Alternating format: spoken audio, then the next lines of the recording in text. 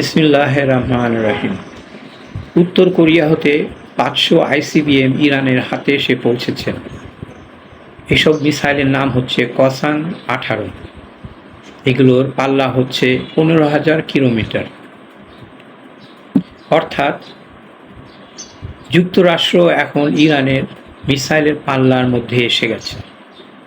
এতকাল যুদ্ধটা ছিল অসম।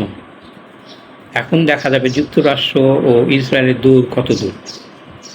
এ বিষয়ে বিস্তারিত জানতে হলে রেইচেল ম্যারো ব্রিফিং এই পডকাস্টটা দেখে নিতে পারেন। আসসালামু আলাইকুম সুপ্রিয় পাঠকবৃন্দ, আলিফ লাম মিম পাবলিকেশনের পক্ষ থেকে আমি তারেক মাসুদ আপনাদেরকে শুভেচ্ছা জানাচ্ছি। আজ আমাদের প্রথম অনুষ্ঠান। আশা করি ভবিষ্যতে এরকম একাধিক অনুষ্ঠান নিয়ে আমরা আপনাদের সামনে উপস্থিত হব। আজ আমরা যে বিষয় নিয়ে কথা বলবো সেটা হচ্ছে ইরান ইসরায়েল যুদ্ধ। হ্যাঁ, আমি এটাকে ইরান ইসরায়েল যুদ্ধ বলবো।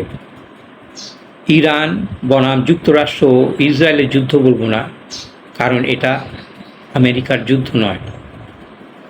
এই যুদ্ধে আমেরিকাকে নামানো হয়েছে। এই যুদ্ধের মূল হোতা হচ্ছে ইসরায়েল। আরও সুনির্দিষ্টভাবে বলতে হয় ইসরায়েলের যুদ্ধবাজ নেতা নেতানিয়াহু। আপাত দৃষ্টিতে দেখলে মনে হবে এই যুদ্ধের মূল কারণ হচ্ছে ইরানের পারমাণবিক কর্মসূচি। আসলে ঘটনা কিন্তু সেটা নয়। ইরানের মতো ইসরায়েলেরও পারমাণবিক কর্মসূচি রয়েছে। ডিমোনায় অবস্থিত ইসরায়েলের সেই স্থাপনায় অ্যাটম বোমা বানানো হয়। সুতরাং ইসরায়েলের যদি পারমাণবিক কর্মসূচি থাকতে পারে, তবে ইরানের কেন সেই অধিকার নেই? ইরান প্রথমেই ভুল করেছে উত্তর কোরিয়ার পথে না হেঁটে। আজ ইরানের হাতে যদি ২০-৩০টা অ্যাটম বোমা থাকত, তবে ইসরায়েল ও যুক্তরাষ্ট্র ইরান আক্রমণ করার সাহস পেত না। যে বিশ্বে ইসরায়েল ও ভারতের মতো আগ্রাসী শক্তির রয়েছে, সেখানে পারমাণবিক বোমাই হচ্ছে সার্বভৌমত্বের একমাত্র নিশ্চয়তা। আমি ভারতের প্রসঙ্গটাও টেনে এনেছি, কারণ ইসরায়েল ও ভারতের মধ্যে রয়েছে এক প্রচণ্ড মিল। উভয় দেশই বহু বছর ধরে মুসলমানদের বিরুদ্ধে নির্মূল অভিযান চালিয়ে যাচ্ছে। ইসরায়েল প্যালেস্টাইনের বিরুদ্ধে এই অভিযান চালাচ্ছে, অন্যদিকে ভারত কাশ্মীরিদের বিরুদ্ধে একই কাজ করছে। মূল বিষয়ে যাওয়ার আগে আমার মনে হয় এনপিটি বা নন প্রলিফারেশন ট্রিটি এই বিষয়ে কিছু বলা দরকার। ১৯৬৮ সনে এই চুক্তির যাত্রা আরম্ভ হয়। যুক্তরাষ্ট্র ও পশ্চিমা শক্তিগুলো এই চুক্তির মূল উদ্যোক্তা, তবে পরে রাশিয়া ও চীনকেও এর মধ্যে তারা এনে ফেলে। এনপিটি পরাশক্তিগুলোর উদ্যোগে যাত্রা আরম্ভ করলেও চুক্তিটা কিন্তু পারমাণবিক পরাশক্তিগুলোকে পারমাণবিক নিরস্ত্রীকরণ করার জন্য করা হয়নি। এই চুক্তির লক্ষ্য হচ্ছে অন্যান্য রাষ্ট্রগুলোকে, বিশেষ করে মুসলিম দেশগুলোকে পারমাণবিক অস্ত্র বানানো হতে বিরত রাখা। ১৯৭৯ সালে ইরানের ইসলামী বিপ্লবের পর ইরানের সর্বোচ্চ ধর্মীয় নেতা আয়াতুল্লাহ খোমেনি পারমাণবিক অস্ত্রকে শয়তানের হাতিয়ার বলে আখ্যায়িত করে ইরানের ইসলামী সরকারকে এ অস্ত্র বানাতে নিষেধ করে দেয়। এটা ছিল একটা কৌশলগত ভুল। অস্ত্র তো অস্ত্রই। পারমাণবিক অস্ত্র ও প্রচলিত অস্ত্র দুটোই তৈরি করা হয় হত্যার জন্য। এখানে হত্যার বিষয়টা মুখ্য নয়, মুখ্য বিষয় হচ্ছে উদ্দেশ্যটা কী। পারমাণবিক অস্ত্র যদি দেশের স্বাধীনতা সার্বভৌমত্বকে রক্ষার জন্য ব্যবহার করা হয়, তবে সেটা তো যৌক্তিক। মূল কথা হচ্ছে এনপিটিতে সই করার কারণেই ইরানের আজ এই দুরবস্থা। পাকিস্তান, ভারত, ইসরায়েল, এমনকি নর্থ কোরিয়াও পারমাণবিক অস্ত্র বানিয়েছে, কিন্তু তাদেরকে তো এভাবে ধরা যায়নি, কারণ তারা কেউই এনপিটিতে সই করেনি।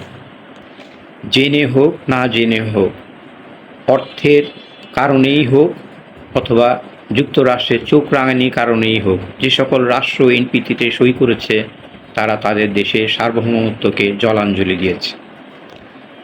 এখন আসা যাক মূল বিষয়, ইসরায়েল কেন যুক্তরাষ্ট্রকে ইরানের বিরুদ্ধে যুদ্ধে নামিয়ে দিল?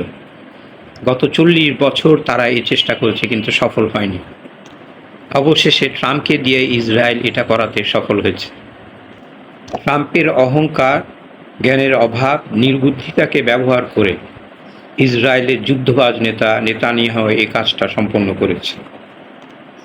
ট্রাম্প প্রশাসনের ধারণা ছিল ইরাক ও লিবিয়ায় যুক্তরাষ্ট্র যেভাবে সফল হয়েছে ইরানেও সেটাই ঘটবে।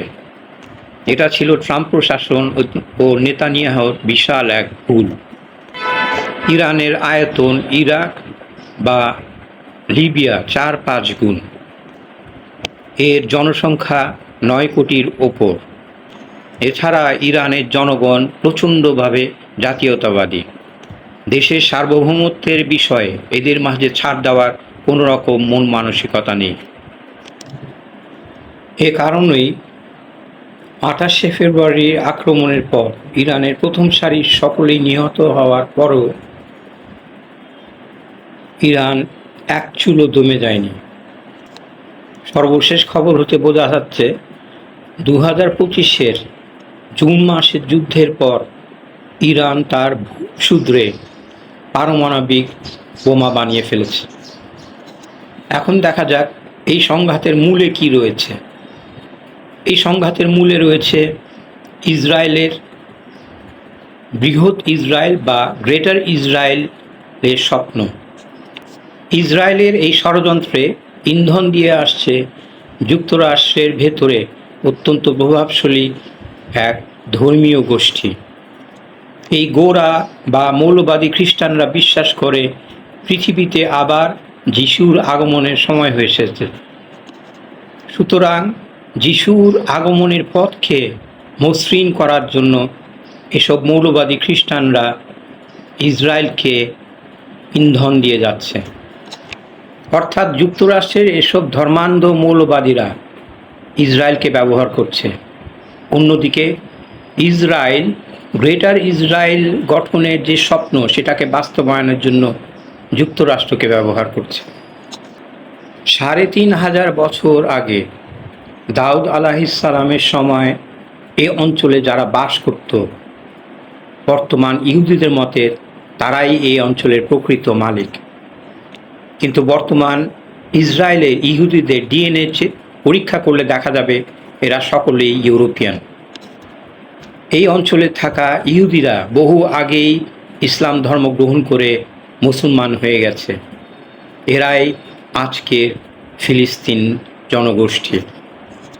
হ্যাঁ, ডিএনএ পরীক্ষা করলে দেখা যাবে আরবরাই সত্যিকারের সেমিটিক জাতি। আজকে এ পর্যন্তই রইল।